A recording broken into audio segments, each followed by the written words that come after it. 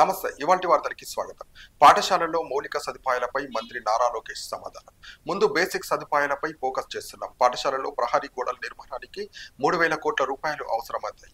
నిధులతో దశలవారీగా నిర్మాణాలు చేపడతాం. పాఠశాలలకు స్టార్ట్ రేటింగ్ విధానాన్ని ప్రవేశపెడతాం. 117 జీవోపై శాసనసభ్యుల అభిప్రాయం తీసుకుంటాం. గంజాయి నివారణకు ఈగల్ లాంటి సంస్థ ఏర్పాటు చేస్తాం. నాడు నేడు అవినీతిపై విచారణ చేస్తున్నాం.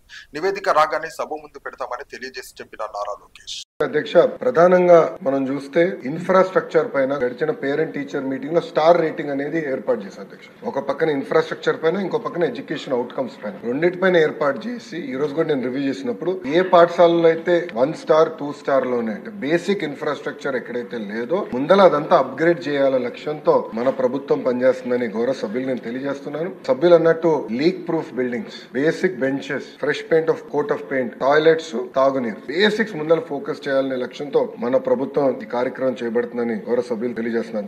అధ్యక్ష, ఈరోజు సాయంత్రం గౌరవ సభ్యులందరితో కూడా ఒక సమావేశం ఏర్పాటు చేసుకున్నారు అధ్యక్ష. గత ప్రభుత్వం 117 జీవోని తీసుకొచ్చి ప్రభుత్వ విద్య పిల్లలకి, అది నిరుపేద కుటుంబాలకి దూరం చేసిన విషయం మన అందరికి తెలిసిన విషయమే. గత ప్రభుత్వ చేతకంతనం వల్ల ప్రభుత్వ పాఠశాలలో దాదాపు 12 లక్షల మంది విద్యార్థులు తగ్గిపోయారు అధ్యక్ష. 12 లక్షల మంది విద్యార్థులు తగ్గిపోతాం జరిగింది అధ్యక్ష. అందుకే దానికి ఒక ఆల్టర్నేటివ్ ఏర్పాటు చేయాలని దానిపైన ప్రజాప్రతినిధులతో చర్చించి, అదే విధంగా పక్కన సంఘాలతో కూడా ఒక రౌండ్ చర్చ జరిగింది అధ్యక్ష.